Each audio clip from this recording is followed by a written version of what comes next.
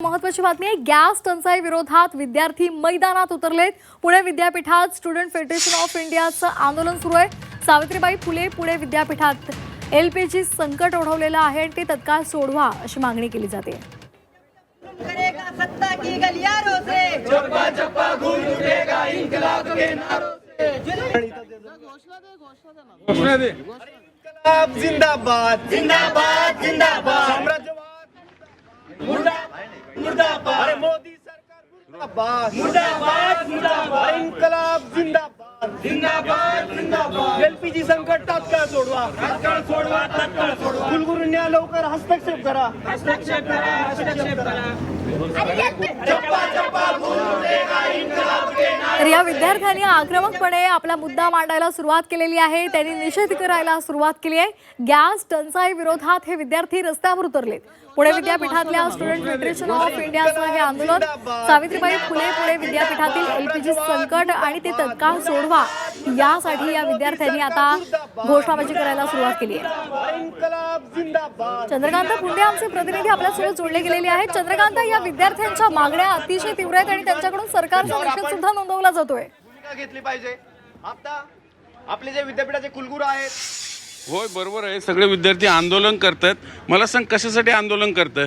सगळ्यात महत्त्वाची गोष्ट म्हणजे सर, आज जे काही 2 दिवस झाले विद्यापीठात आपण सगळ्यात देशभर बघतो एलपीजीचा क्रायसिस आहे आणि त्याचे थेट परिणाम आज विद्यापीठातील विद्यार्थ्यांच्या ताटात दिसायला लागलेत।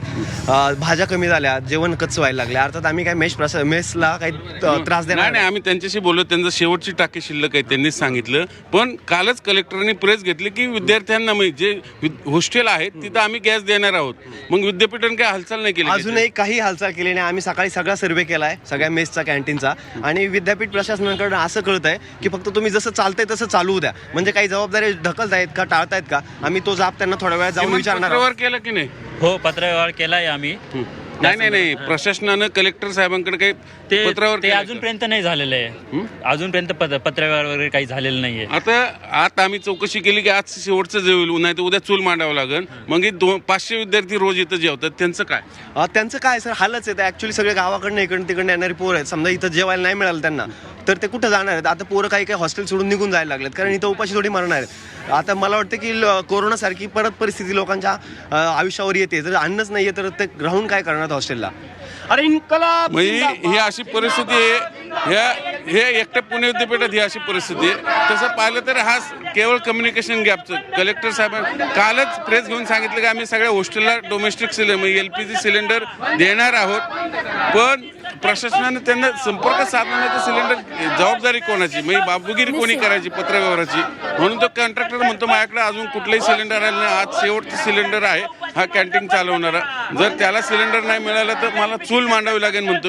मग ही विद्यापीठ प्रशासनाची जबाबदारी नाही का? हा जो कम्युनिकेशन गॅप आहे तो भरून काढायचा आणि तात्काळ सिलेंडर, कारण 500 मुलं रोज इथं जेवतात, सगळी गावाकडनं इकडनं तिकडनं आलेली हॉस्टेलवर राहतात। 6 हॉस्टेल आहेत आणि या मुलांच्या जेवणाचा प्रश्न निर्माण झाला, पण प्रशासन काही इथं हालताना दिसत नाही। अशीच सध्याची इथली परिस्थिती, म्हणून ही मुलं इथं आंदोलन करतात।